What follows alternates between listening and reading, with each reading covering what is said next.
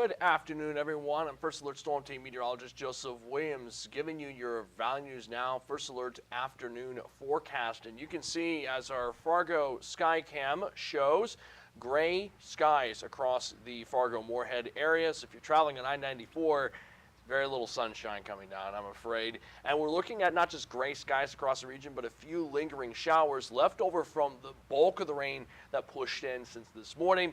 We'll continue seeing a few more isolated showers. So let me pull myself up for a bit so I can show you what I'm talking about. Now, earlier this morning, we had some rain coming on down, and here's the rain totals as of this afternoon. Brockett saw the highest rain total around 1.09 inches, a little over an inch there. A little over an inch of rain fell in Stephen and Greenbush, Minnesota as well, a little over an inch in those locations. Even out in Fargo, we saw about 0.16 of an inch just outside of our station. So plenty of rain fell in much of our region, but the bulk of the rain came down in the Northern Valley this morning as the swath of rain ended up lifting through our region. So let me get to our graphics to show you what I'm talking about regarding that. So again, we saw plenty of rain out in the Northern Valley this morning. Grand Forks nearly saw an inch of rain, in fact, and versus the station itself, which recorded just shy of 0.2 of an inch. All that is thanks to this complex low pressure system right here, which brought that moisture into our region. As this low continues moving northeast, showers will ride along this cold front that's out in South Dakota. So this moisture right here, those are our showers, which will continue pushing in over the next several hours, which means some areas will once again get some hit and miss showers. And notice kind of where the moisture is streaming. It's generally streaming towards the southern Red River Valley in northwest Minnesota. That would be the best opportunity for these isolated showers as we head into the next several hours. Taking a closer look at our region so far this afternoon, we have a few isolated showers out in northwest Minnesota. So I'm going to take a closer look at those showers, in fact, kind of where they are located at. And let me see if I can pause the graphic.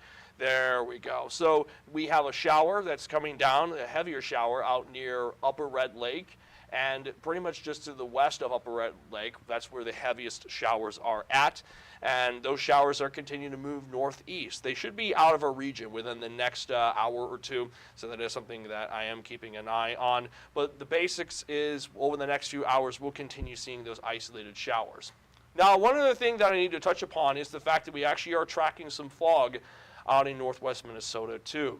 So what's going on there? Well, all that moisture that we saw since this morning, it means that, as the atmosphere cooled down a bit, since the atmosphere is cool in, let's go backwards and then go right back to that graphic. There we go, I fixed it up. Anyways, we had all that moisture pushing in this morning, and temperatures are still out in the low 50s up north. That means the temperature is close to the dew point, and that allows for a fog to form in those locations. We held all that moisture and those cool temperatures. That's allowing for fog to form in parts of northeast North Dakota.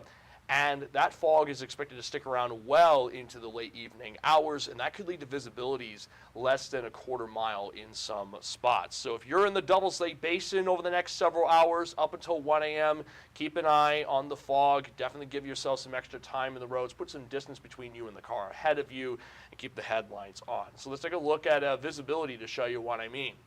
We're looking at very little visibility out in Langdon, 3 miles visibility in Grand Forks, 1 mile visibility in Jamestown. So again, if you're in eastern North Dakota where that fog is densest, make sure to give yourself some extra time in the road. Now, over the next several hours, the fog will dissipate. Well, originally I was going to show you a video, but it looks like we're having some glitches with that video. But basically, there are parts of our region that are seeing that dense fog coming through. Give yourself some extra time in the roads to account for the dense fog. Now, over the next several hours, that fog will dissipate as the low pressure system continues lifting north. So starting our first alert forecast around 7 o'clock, the low will be centered in eastern North Dakota. And notice that again, we'll be seeing a few isolated showers here and there as we head into the overnight hours. And then by Friday morning, we're still looking at some more isolated showers in the Red River Valley in northwest Minnesota. So by the 5 o'clock hour, if you're in Bemidji, you're still seeing some light rain coming down, which means don't be surprised to see some raindrops around that time. Now, that moisture will be out of our region by around 8 to 9 o'clock, but moisture associated with this low pressure system right here, That will then lift into the Devil's Lake Basin around 8 to 9 o'clock, moving through the international border throughout the late morning and early afternoon hours. So just to quickly recap, heading into tonight, we're looking at some hit and miss showers in the Red River Valley and northwest Minnesota.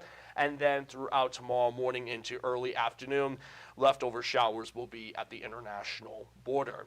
And then Friday evening, we dry out, just a mix of sun and clouds across our region, a bit of a gray sky at times.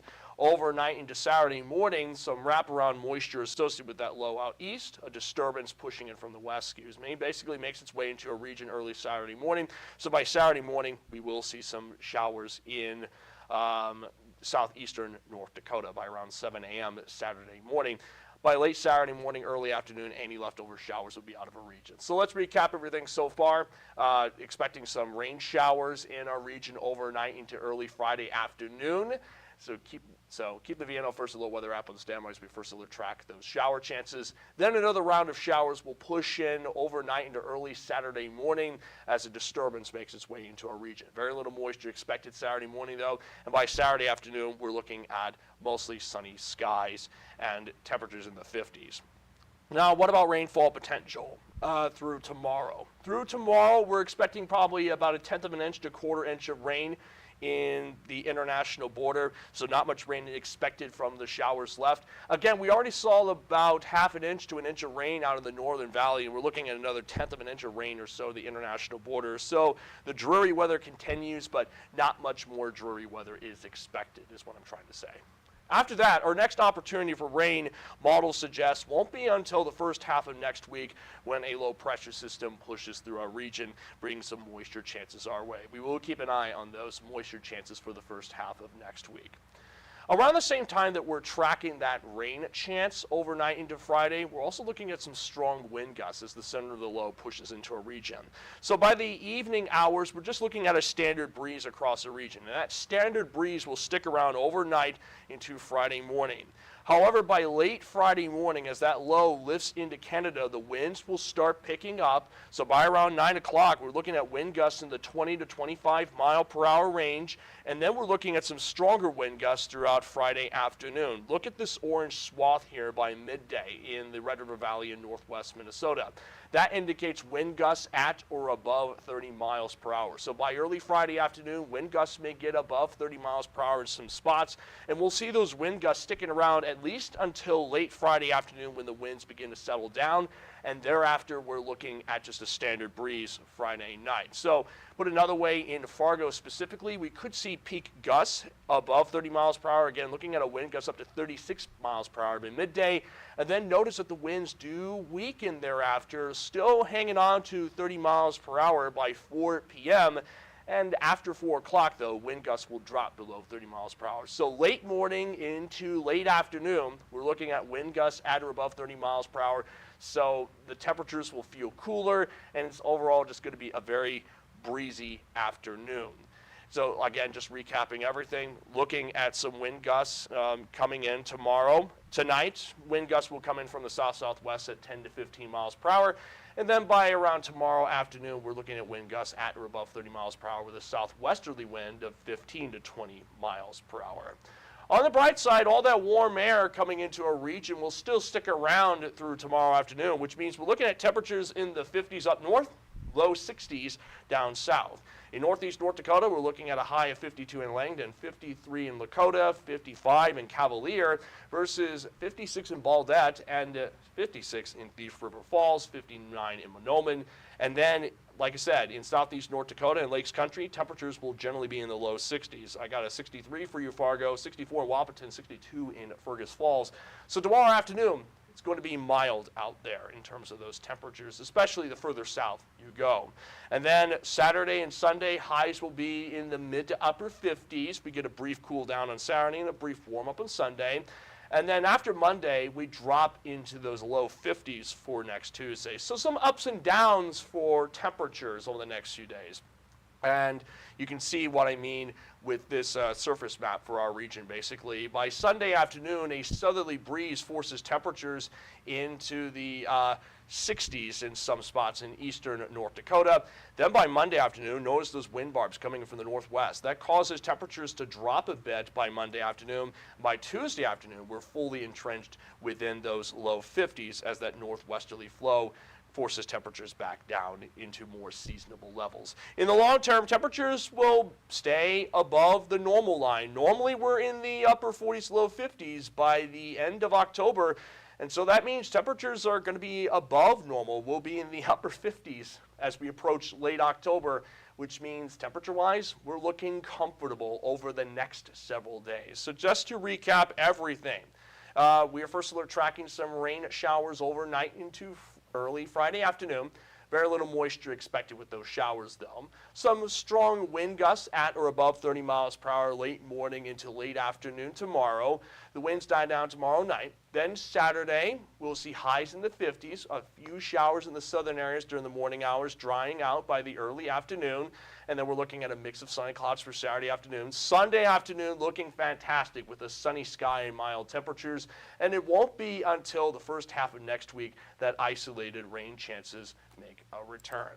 Now, I'll be on at 6:30 and 9 o'clock. Russ will be on at Valley News Live at 5, 6, and 10. Summer Schnellbach will be on at 4 and 6:30. We'll also be giving periodic weather updates on the Valley News Live First Alert weather app. So make sure to download the VNN First Alert weather app if you've not done so. And do enjoy your Thursday afternoon. I'm going to get off of here, get ready for the shows within the next couple of hours. Be safe out there and enjoy the nice